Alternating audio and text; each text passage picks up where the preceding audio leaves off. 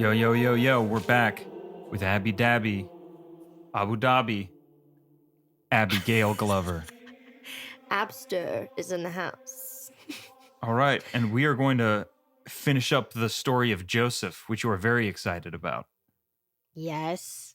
Wait, we got to the beginning of chapter 39. Is that what you said? Yeah, we're top of 39. Yes, I'm so excited. Okay. All right, let's do it. Okay. Genesis chapter 39. And Joseph was brought down to Egypt, and Potiphar, an officer of Pharaoh, captain of the guard, an Egyptian, bought him of the hands of the Ishmaelites, which had brought him down thither. Okay, I don't want to stop this already, but so you would consider the Ishmaelites, who aren't necessarily God's chosen people at this point, bringing Joseph down into Egypt. Is that part of God's will that they're doing? Oh yeah. This is okay, and this story is a really great example of God allowing things to happen to you to better things. I think it's really telling that God uses everyone. It doesn't matter if you're on his side or not. You like the Israelites and the Ishmaelites, they may not like each other, but at the end of the day, it's a part of the story that needed to happen in order to bring glory to God, if that makes sense, and his people. All Okay. right. So, verse 2. And the Lord was with Joseph, and he was a prosperous man, and he was in the house of his master, the Egyptian.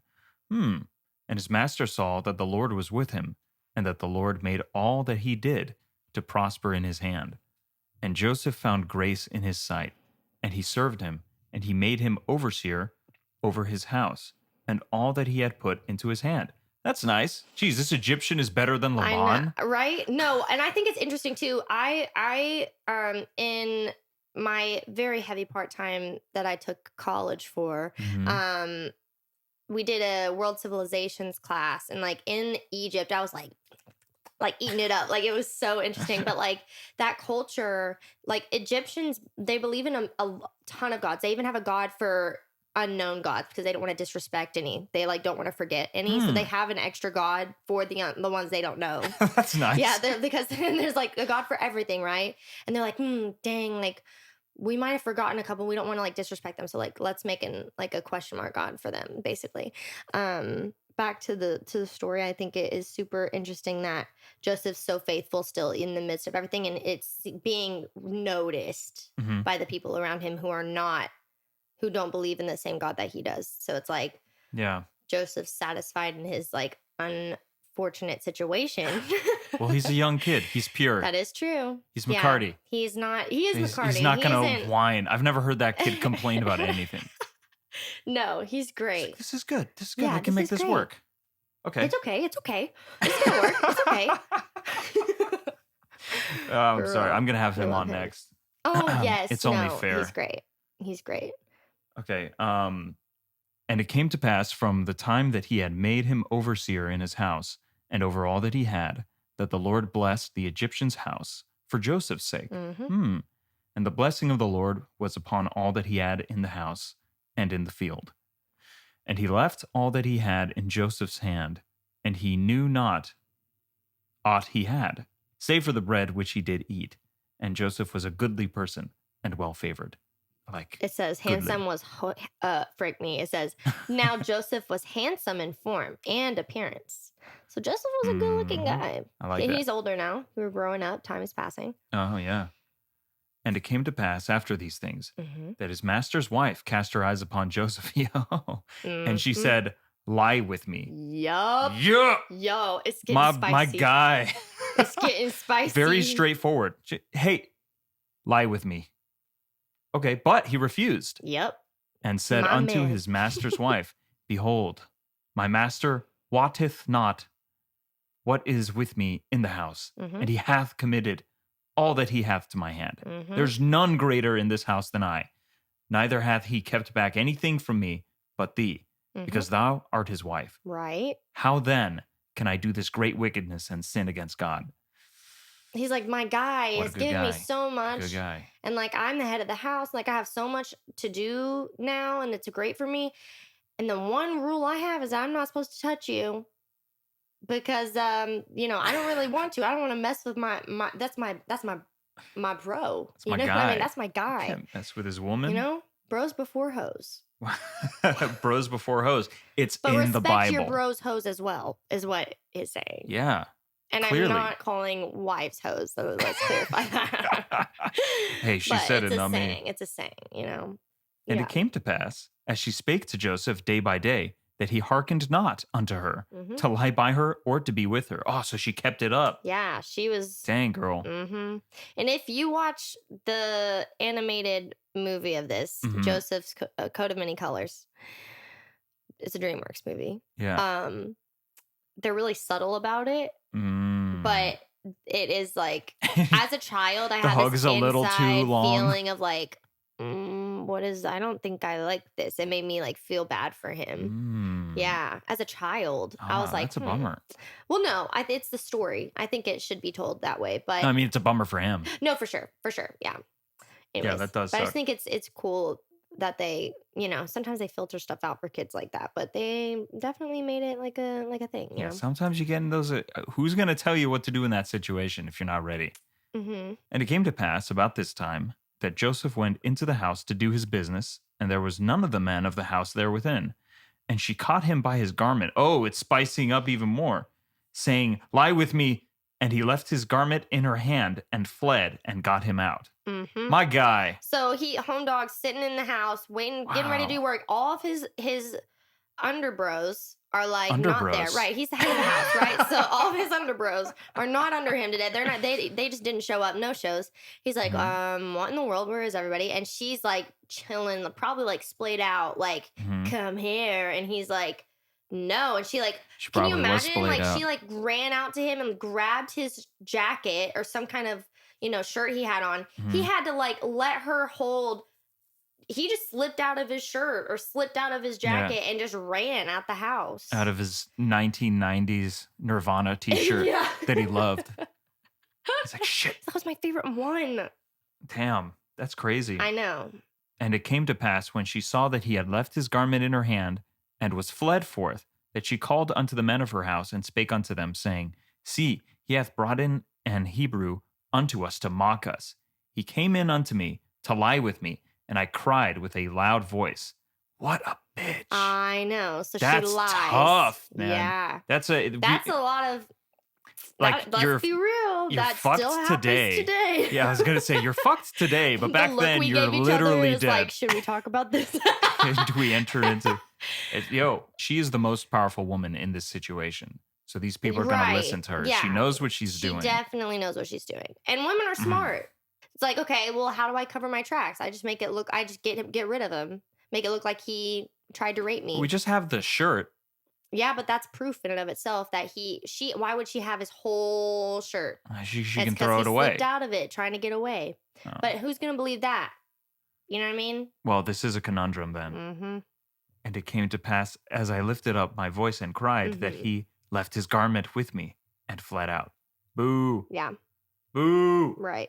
And it came to pass when his master heard the words of his wife, which she spake unto him, saying, After this manner did thy servant to me, that his wrath was kindled. And Joseph's master took him and put him into the prison, a place where the king's prisoners were bound. And he was there in the prison. But the Lord was with Joseph. Yep. I like that. They keep repeating that. They're and shewed him mercy. There's what? He's never gone ever.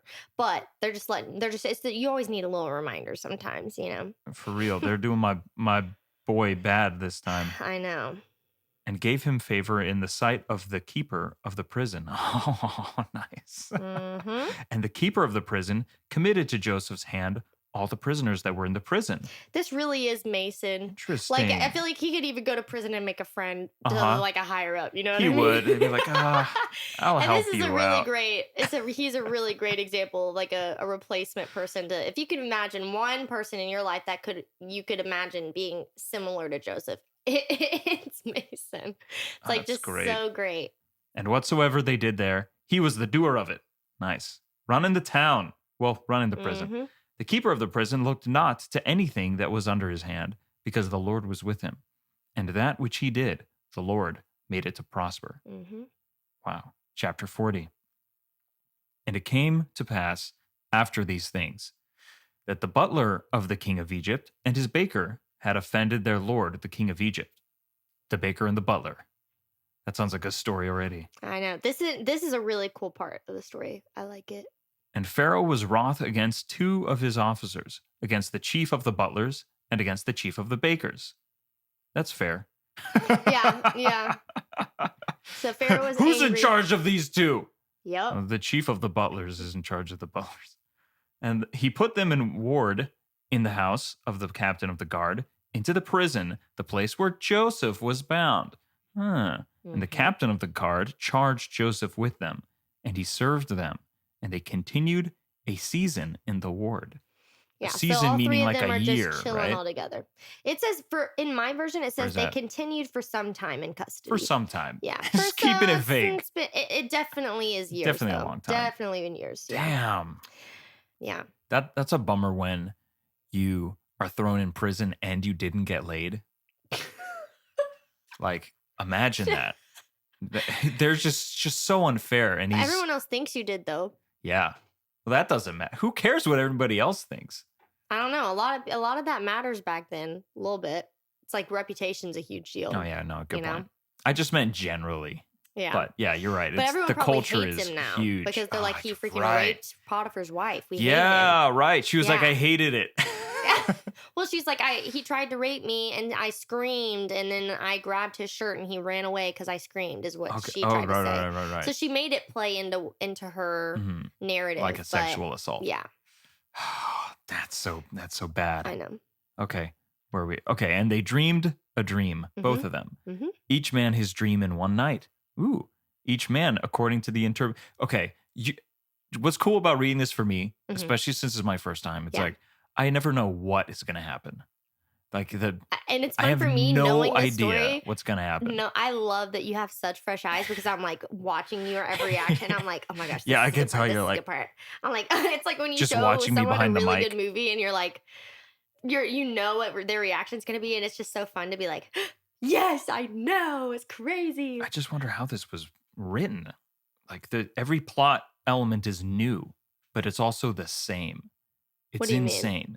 Like Like, every story is Mhm. different, but then it's sort of like in the beginning where we had Abram going out and venturing and trying to do what he thought was right, and then ends up, impregnating Hagar and his wife. And then we have these 2 strains, and then the same thing happens with his son Isaac, and the same thing happens to Jacob, and it's like these weird repeating that's like a motifs. lineal. That's like a hereditary pattern. I'm though. telling you. Yeah. But then their lives are also so different, or Right. they Well, do they make similar different things choices. in different ways. They try to run away from. I don't want to be like my dad, so they run to the city instead of the country, and Yeah. it happens the same thing place there. It's just a different setting, but these generational curses are still very prominent. So you can't really. It all depends on how centrally focused you are on the right things versus the wrong things, and most of the time these people get caught up in the wrong things.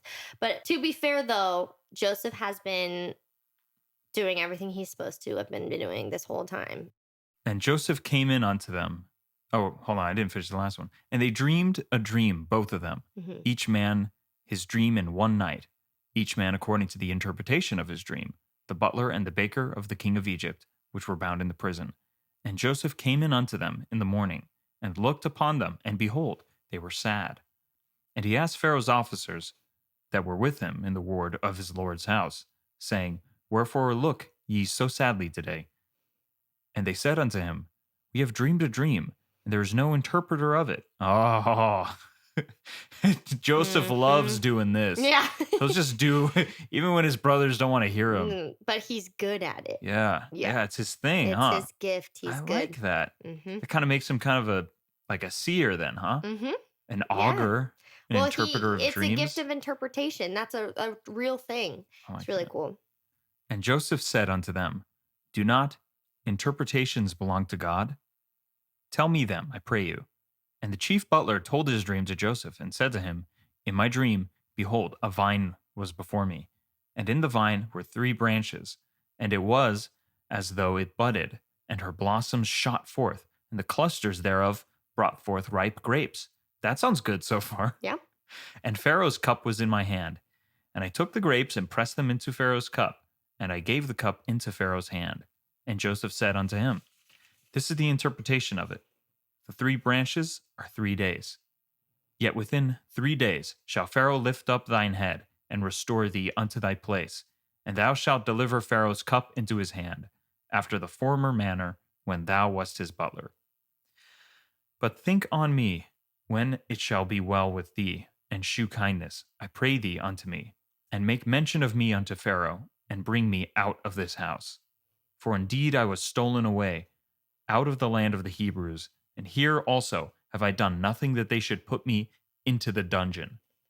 When the chief baker saw that the interpretation was good, he said unto Joseph, I also was in my dream, and behold, I had 3 white baskets on my head. And in the upmost basket there was of all manners of baked meats for Pharaoh, and the birds did eat them out of the basket upon my head. And Joseph answered and said, This is the interpretation thereof. The 3 baskets are 3 days. Yet within 3 days shall Pharaoh lift up thy head from off thee, and shall hang thee on a tree, and the birds shall eat thy flesh from off thee. Damn. Oh, damn. And let's be real. That's a really big statement. So Joseph's saying, like, he's prophesying over these people. Like, so if Joseph wasn't good at what he did, it'd be really easy life would just have to happen not in that way for him to be debunked, you know? Yeah. So let's see what happens. Let's see what happens. And it came to pass, the 3rd day, which was Pharaoh's birthday, that he made a feast unto all his servants, and he lifted up the head of the chief butler and of the chief baker among his servants. And he restored the chief butler unto his butlership again, and he gave the cup into Pharaoh's hand. But he hanged the chief baker, as Joseph had interpreted to them. Yet did not the chief butler remember Joseph, but forgat him. He forgot Bro, him. come on. He forgot him. Isn't that so sad? Dude, he really can't catch a break. This is a dark passage. He's spelling out people's dreams, showing their lives, and then he's still stuck in this dungeon. I feel like that whole first day I would have been put back, and he told me that I was going to be, I wouldn't be able to get him out of my head. I'd be like, oh my gosh, like, what else can he do? He is so, like, he was so right. Like, you know what I mean? Yeah. I'd be like, I want to tell him more dreams. Like, Yeah. I need to have more conversations with him. I need to be his friend. That's wild. Yeah. Yeah. Ooh. So I never really read the chapter headings out loud. I just kind of go on, but I like this one. Pharaoh's dreams. Yeah. Let's go. Chapter 41. And it came to pass at the end of 2 full years, my guy, that Pharaoh dreamed, and behold, he stood by the river. And behold, the Nile River. I bet. Oh, nice. There came up out of the river 7 well-favored kine and fat-fleshed, and they fed in a meadow. And what is kine? 7 cows. Yeah, it's cow. It's cow. Yeah. Attractive and plump. Ooh, and I like fed it. on reed grass. And behold, 7 other kine came up after them out of the river, ill-favored and lean-fleshed, and stood by the other kine upon the brink of the river. And the ill-favored and lean-fleshed kine did eat up the 7 well-favored and fat kine. So Pharaoh awoke. What a horrible dream. That would have been terrifying. Oh my God. That's absolutely terrifying. Imagine a cow eating another cow. Right? Like, they got flat teeth. Zombie cow. Mad cow. Yeah. Mad cow disease. Yeah. Presaged in the Bible. And he slept and dreamed the second time. Oh boy, he got to sleep after that. And behold, 7 ears of corn came up upon one stalk, rank and good. And behold, 7 thin ears, and blasted with the east wind, sprung up after them. And the 7 thin ears devoured the 7 rank and full ears. And Pharaoh awoke, and behold, it was a dream. And it came to pass in the morning that his spirit was troubled, and he sent and called for all the magicians of Egypt, and all the wise men thereof. And Pharaoh told them his dream. but there was none that could interpret them unto Pharaoh. Enter, my boy. Enter. And I will say too, these dreams that they're having, it's not just like, just like a standard sleep dream. Like these are like dreams that you wake up and you have to start asking people about. Like have you ever had a dream like that so vivid and so like this like tangible almost that you're like it was an experience. It wasn't a dream. It's crazy. It was an experience. I don't know. Some I have crazy dreams, but when I have like a vivid, like almost lucid like dream, it is like completely set apart. You can't forget it. It's like ingrained in your brain. You know what I mean? Yeah. And these are the kind of, so that's why I feel like it's important to note that that's any just random dream. Why would Pharaoh make such a big deal to try to get it interpreted? It's because it was so visceral of an experience. You know what I mean? It was such a experience that he was like, it's troubling me. I need to figure this out. Yeah, it reminds me when Abraham made his like the real covenant with God, where he kind of divides the cattle and does the ritual, and then he falls asleep, like a deep sleep. And it says like a horror of great darkness comes upon him, and some shit starts going down. And then God's like, I am God. Yeah. He's like, oh shit. Yeah, it's similar to that. Side note, very I like when God that. announces himself. Like he does that Joseph was walking in the field and he heard a voice. I am the Lord God of Abraham. It's like, imagine. Wait till we get to Elijah. Does a little bit of a different part. Well, does he have his own book? I don't know if he has his own book, but is that Elijah? Well, maybe. Hold on. I just know that it's in the Old Testament, and it's like you can hear the story and be like, okay, moving on. But then if you break it down, you're like, whoa. It's like all these stories are kind of like that. You break them down and you're like, wait a second. Like I've been doing that this entire podcast. Yeah, I know. And that's like getting life lessons. Yeah. And that's literally that's like how I'm able to like keep coming back, because there's so much. There's so much. It's pretty dense. I've never read 36 pages of something and been like, felt like I've lived several lives. I love this thing. It's so rich. The Bible is a sword, right? The Bible is a sword, and it is meant to fight and defeat the enemy, who is Satan, right? It's a sword. It can also be used. You can accidentally hurt people with your words, with the word. People use the word and they twist it to make it seem what they want it to be, and it ends up, hurting people. And that's why it's really important what you're doing, contextually understanding how was this written for the person to read in the time that it was written for, to perceive it. And then from there, how are we able to look at it now in this day and age, and how will that same principle apply to us today? And that's how we're able to. Which is basically what I've been, that's been the subject of this podcast. Like, what is worth reading in here that I can translate to everything. My literally, there's not life. one thing that is like void of any kind of depth. Well, I like you comparing it to a sword, because but a sword as a tool. It is a tool. It can be dangerous. It can be, and that's why you words, need to be, even like apart from the word of God, like our words are so. Words are insane. Words are so powerful. This is when Mike and Abby started to get off track. Are only the colors that aren't absorbed by the object of the color that it is. Then after the 1,000 years is up, then they all get sent to their forever, like, tormenting purgatory, where forever it's like home. forever. The firmament. The firmament. It's whole really lot of just like firmament. No, but okay, wait, let's keep reading. This is so good. This is so good. It's finally to the part where you want. So let's see. Yeah, I'm wasting all my time. I'm so sorry. Okay. Hey, you're doing great. Okay, this is what you're here for. Okay. Cool. All right. Back in it. Yeah, here we are. In it to win it. Pharaoh's had some crazy dreams. And it came to pass in the morning that his spirit was troubled, and he sent and called for all the magicians of Egypt and all the wise men thereof. And Pharaoh told them his dream, but there was none, it says, that could interpret them unto Pharaoh. Yep. Then spake the chief butler unto Pharaoh, finally. Oh, yeah. Asshole. That guy I spent years with. Saying, I do remember my faults this day. Yeah, it does. Pharaoh was wroth with his servants, and put me in ward in the captain of the guard's house, both me and the chief baker. And we dreamed a dream in one night. I and he, we dreamed each man according to the interpretation of his dream. And there was there with us a young man, an Hebrew. I would just say in Hebrew, but A Hebrew, yeah. I like I like It's- embellishing the "and." That's all right. And Hebrew. It's your fun, you're having your fun. It's good. Yeah, what up? It's my podcast. Servant to the captain of the guard. And we told him, and he interpreted to us our dreams. To each man according to his dream, he did interpret. Page turning, turning that page, yeah. And it came to pass, as he interpreted to us, so it was. Me he restored unto mine office, and him he hanged.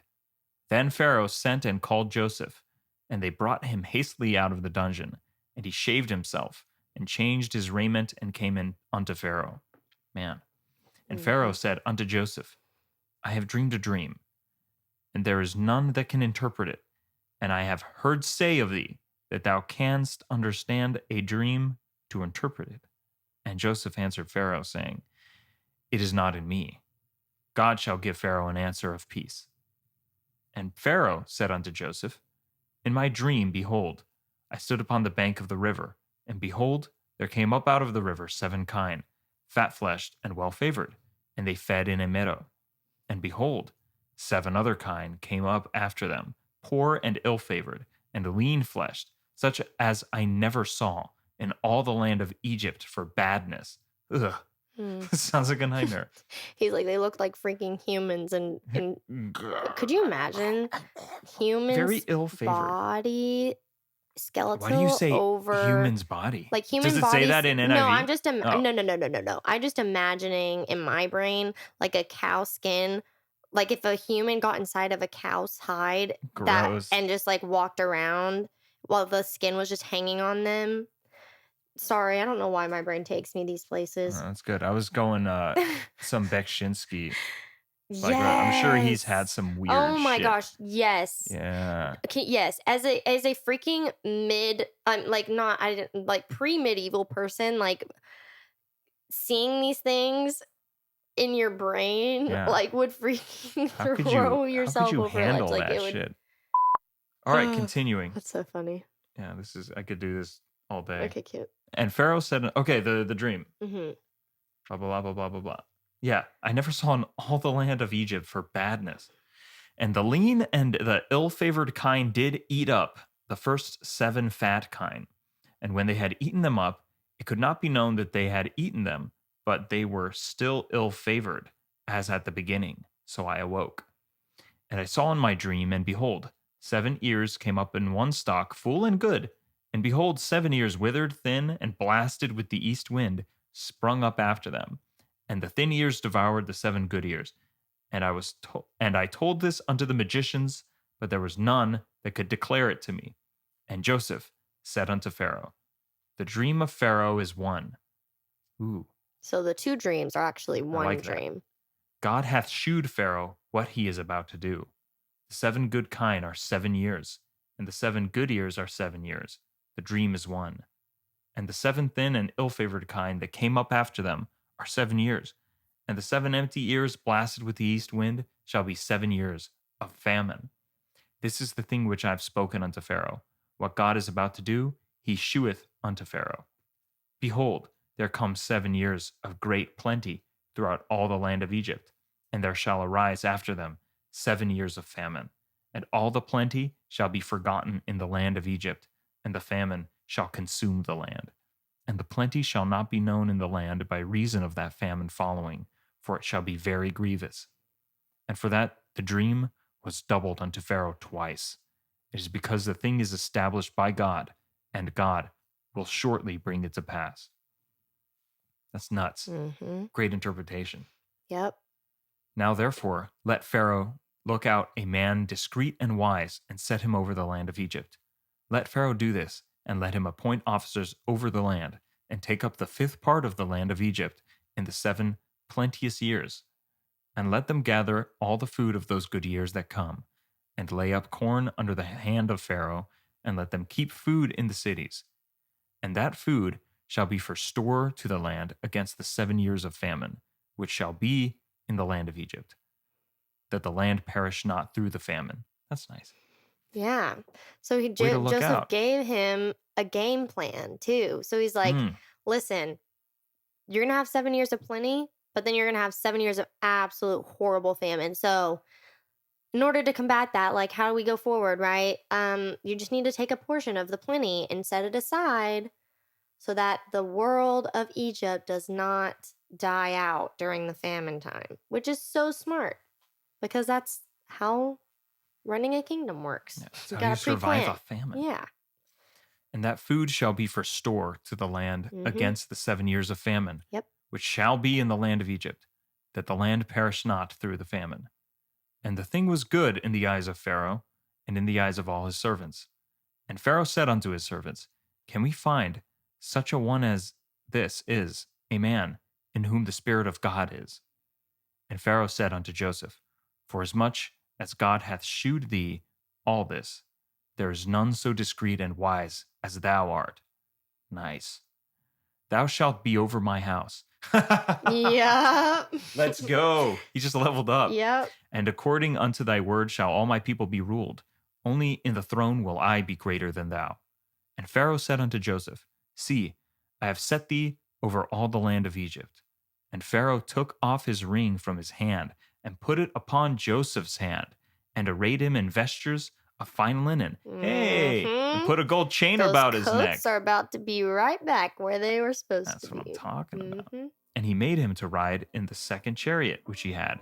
And they cried before him, Bow the knee. And he made him ruler over all the land of Egypt. Oh, I know.